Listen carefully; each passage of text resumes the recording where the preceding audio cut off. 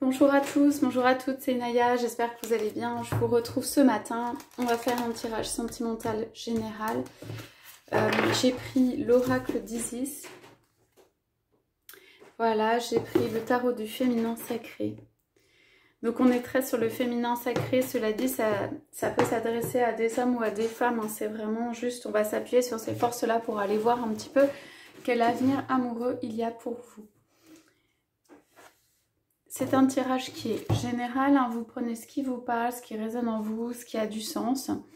Et puis, c'est un tirage intemporel, c'est valable au moment où vous regardez cette guidance. Donc, on va aller voir avec le tarot du féminin sacré, avec l'oracle d'Isis, qu'est-ce qu'on a qui se dessine comme avenir amoureux pour vous. Quelles indications on peut avoir. Donc, pour la majorité des personnes qui écoutent cette vidéo, est-ce qu'on peut avoir quelque chose sur l'avenir amoureux?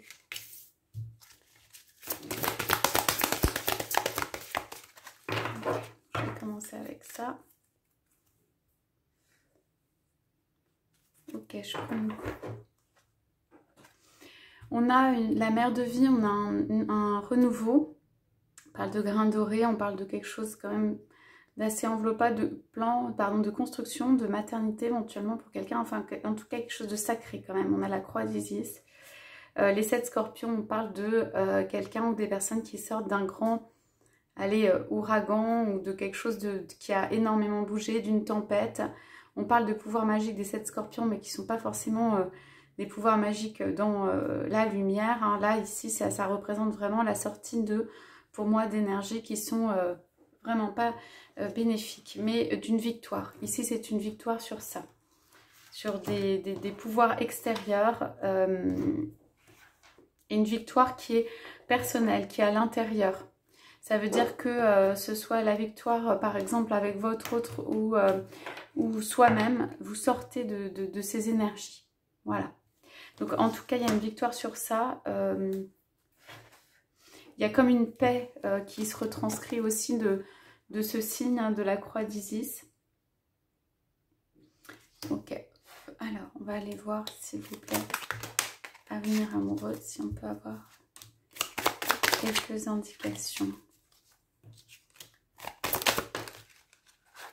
Alors, on dit sur le point de vue, on va dire, éthérique ou divin, que vous allez avoir comme si c'était le choix entre deux voies, vous voyez, une voie un peu plus marron, enfin voilà, une voie un peu plus blanche, mais en tout cas que vous allez avoir comme une décision à prendre, ou comme la tentation de quelque chose, ou comme un choix à faire. Je vais commencer avec ça parce que ça va faire déjà pas mal.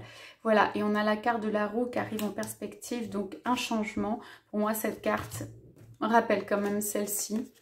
Vous avez un changement important et des directions à prendre, des directions qui vont être changées pour quelque chose donc de nouveau. On va aller voir après ce qu'on a sur le quelque chose de nouveau. Alors, c'est quelqu'un ici qui laisse quelque chose derrière soi, qui n'est pas heureux, et il y a du travail. Il y a du changement. Il y a des choses qui vont se profiler en fait qui... là, on voit un labeur, mais en gros, c'est quelque chose qui va bouger de manière forte. Alors, donc on va commencer avec ces cartes-là. Alors, qu'est-ce que vous avez dans votre avenir amoureux? Donc, on a les sombres mystères. Ok, initiation, les funérailles, la gardienne divine, la balance et le chariot d'ascension. Alors, pour moi, vous effectuez en effet une ascension. Ça veut dire que vous sortez vainqueur d'une situation qui peut avoir été difficile. Il peut y avoir un deuil dedans, hein, parce qu'il y a quand même les funérailles. Vous gardez votre flamme à l'intérieur. Vous pesez ou vous sous-pesez, où il y a la notion de conservation de l'équilibre. Pour moi, vous avez surtout l'œil clair. L'œil capable d'aller de l'avant. La vision, quoi. La vision de quelque chose qui... il s'agit d'un test, on vous dit initiation, examen spirituel de l'âme. On vous dit ou on vous demande, alors ça va s'adresser à certains d'entre vous. Comment vous allez vous sortir d'une situation? Voilà. Quel choix vous allez faire? Il se peut que cette situation ne soit pas la première fois qu'elle se présente à vous, sous une forme ou sous une autre. On dit comment vous allez vous sortir de cette situation, comment vous arrivez avec dextérité en gros à passer par-dessus, à éviter les obstacles, en tout cas à ne pas vous laisser atteindre ou en tout cas à sortir vainqueur de cela. Vainqueur, c'est pas forcément une victoire sur l'autre, c'est pas forcément une victoire avec l'autre, c'est avant tout garder la maîtrise de soi-même, l'équilibre intérieur et tout ça. Il s'agit d'un examen, c'est-à-dire pour une ascension, ça veut dire un test d'élévation. Donc, pour que toutes les situations qui se représentent dans votre vie, en fait, vous sachiez comment les gérer, en fait. Comment est-ce que vous avez réagi, quel choix vous avez fait. Okay. Donc, alors, qu'est-ce qu'on a derrière ce choix? Alors, on a quand même un valet d'épée avec un fruit ouvert, un fruit tendu. Ok, donc pour moi, on va vous faire une proposition. Il y a clairement deux possibilités. Hein. Quelqu'un va s'avancer vers vous en présentant deux tranches de fruits ou deux pommes ou deux possibilités. On va vous proposer d'avancer ou pas. Pour moi, il y a une question d'ascension, ça veut dire passer à une étape supérieure ou pas, vous dégager de certaines énergies, aller plus pour vous-même. En fait, on parle de aller plus pour vous-même. Et voilà, et ça peut se traduire, enfin en tout cas ici, par un choix amoureux, quelque chose comme ça.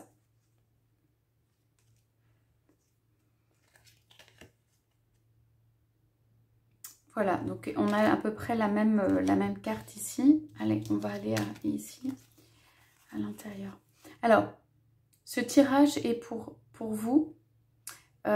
Parfois, c'est interchangeable, c'est-à-dire ça peut concerner votre autre ou vous. Alors, qu'est-ce qu'on a? Un 8 de coupe, un 5 de bâton, un 6 d'épée. Ok, donc il y a pour moi, avec la roue, un autre, on va dire, test ou une autre avancée à avoir, en fait, c'est... Bon, ici, on parle de regarder en arrière. Regarder en arrière, on parle de la continuité et tout ça. On parle de quelque chose qui n'a pas été, n'a pas porté du fruit, quoi, n'a pas fonctionné. Donc, on vous demande d'aller chercher à l'intérieur, au niveau de la lune, au niveau justement de ce pouvoir féminin sacré.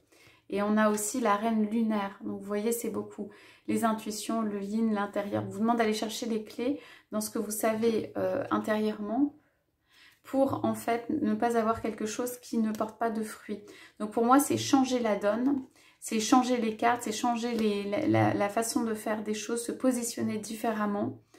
Le 6 d'épée, c'est vraiment quelque chose de dit, quelque chose d'écrit. Alors, moi, ce que je ressens, c'est que vous avez besoin peut-être de poser des mots qui sont importants pour vous, voilà, vis-à-vis de l'autre, ou en vous-même, ou dans votre vie. Donc, ça peut être par écrit, vous pouvez prendre voilà, un calepin, ce que vous voulez, un papier, quelque chose. Ça peut être des mots dits aussi, parce que je sens la voix qui part comme ça. Donc, en fait, il y a des mots importants pour ne pas, pour moi, répéter quelque chose du passé, de cyclique, de karma, qui peut vous mettre dans des tensions aussi, puisqu'il y a des choix à faire, et ou en tout cas l'impression d'avoir à faire ce choix. En fait, le choix à faire, c'est vous. Hein. Donc, ici, c'est surtout comme si c'était tourner le dos à des événements du passé qui sont des événements, vous voyez, qui ne sont pas de bonheur, en fait, qui sont de souffrance ou qui ont pu être injustes, par exemple, ou qui n'ont pas apporté du fruit. On parle de fruit, donc de quelque chose de constructif et tout ça. On parle de vous appuyer sur les forces lunaires, la reine lunaire, la dame au croissant céleste, on dit, pour pouvoir, allez, c'est un peu faire le ménage ici, dans tout ça. Et on vous parle de dire les choses, les poser. Okay. On parle quand même d'un carrefour au niveau amoureux, sentimental. Ça peut être des personnes où il y a quelque chose qui a duré longtemps, parce qu'on a beaucoup de cartes de départ, qui ont été un peu comme un test pour voir ce que vous alliez choisir en termes d'amour, comment vous alliez vous positionner, si vous avez envie que, par exemple, le passé se répète, si vous avez envie d'être dans quelque chose qui, voilà, pour moi, ne porte pas de fruits et tout ça. C'est plutôt un terme de positionnement intérieur. Donc, on va aller voir, peut-être, on va poser une carte sur cette roue pour voir qu'est-ce qui va changer? Je sens aussi un carrefour dans ces cartes qu'on a posées au départ. Hein, et quelque chose qui définitivement, on parle de définitivement, sera balayé au niveau d'énergie négative. Derrière, on parle de nœud. Pour moi, c'est comme si un nœud est dénoué. Stabilisation énergétique. Et la fleur de vie, voilà. Pour moi, c'est une renaissance après quelque chose de qui s'était noué, en fait, et qui a besoin de se dénouer. Ok.